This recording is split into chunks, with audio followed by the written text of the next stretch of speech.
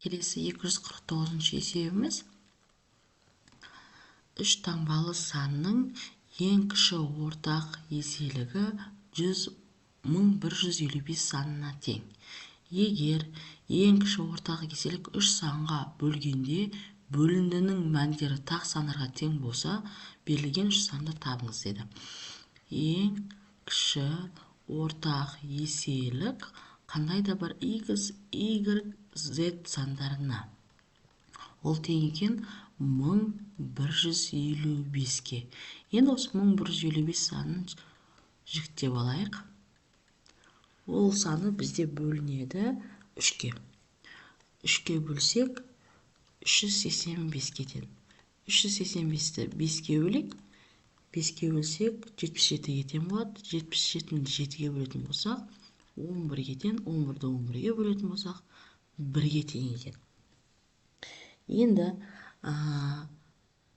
есептің шарты бойынша ең кіші ортақ еселікті осы сандарға бөлгенде бөліндінің мәндері, яғни 1155 санын бөліндінің мәні тақсан болатындай етіп бөлгенде, яғни тақсан кез келген біреуіне бөлінеді, яғни 7 бізде тақсан, оның нәтижесі 88-ге тең болады. Сонда x-іміз 88-ге тең деп алсақ болады екен. Келесі 1155 санын тақсанға бөлген кезде тақ 15 санын деп алайық. Нәтижесі 77-ге тең болатындай. Яғни бұны y деп алайық. Және 1155 санын бөлейік. 7 мен 3-тің көбейтіндісі деп алып, 21-ге бөлетін болсақ, 55-ке тең болады екен. Сонда x 88-ге, y 77-ге, z-іміз 55-ке тең екен. 88, 77, 55. Бұлардың ең кіші ортақ еселігі 1155-ке тең. Келесі 250-ші есебіміз ең кіші ортақ еселік 12, 14, 42 сандарына және ең үлкен ортақ бөлгіш 168, 252 сандарын тауып, оларды салыстырыңыздар деген. Ең кіші ортақ еселік бірінші 12, 14 және 42 санына. Тең көбейткіштерге жіктеп алайық. 12 бізде 2-ке бөлінеді. 6 2-ке бөлінеді. 3 1. Енді 14 санын жіктейік. 14 саны бізде 2-ке бөлінеді. 7 және 1 болады. Енді 42 санын жіктейік. 42 сан 2-ке бөлінеді. 21, 13-ке бөлейік. 7 1. Енді ең кіші ортақ еселік үшеуіне де бар санның ең үлкен дәрежесін аламыз. Сонда 2-ның екінші дәрежесін аламыз. Және 3-ті аламыз. Және 7 санын алады екенбіз. Тең 21, 4 көбейтіндісі 84-ке тең болады екен.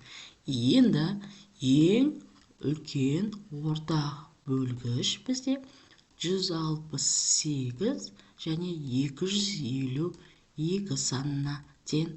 Енді көбейткіштерге жіктейік. 168 бізде 2-ке бөлінеді. 84-те 2-ке бөлінеді.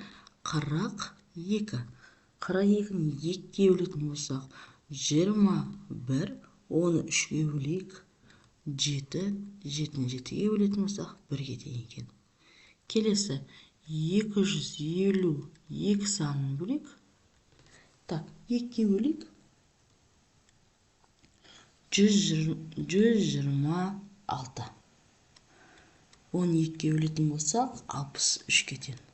13-ке бөлсек, 21-ге тең болады. 13-ке бөлетін болсақ, 7-ні 7-ге бөлетін болсақ, 1-ге тең.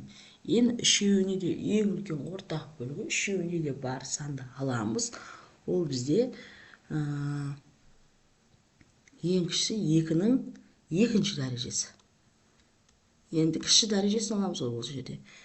Ал 3-тің өзін аламыз және 7 санын алады екенбіз. Екеуі бірдей болды. Оның да нәтижесі 84-ге деген. Енді нәтижесін салыстырыңыздар деген 84 тен бізге 84-ке. Яғни ең кіші ортақ еселік пен ең үлкен ортақ бөлгіш осы жерде тең болады екен. Келесі 251-ші есебіміз. Сандарының арасынан өзара жай сандар жұбын тауып, олардың ең кіші ортақ еселігін табыңыз. Яғни сандардың арасында ортақ бөлгіші жоқ сандарды жазамыз. Сонда 3 пен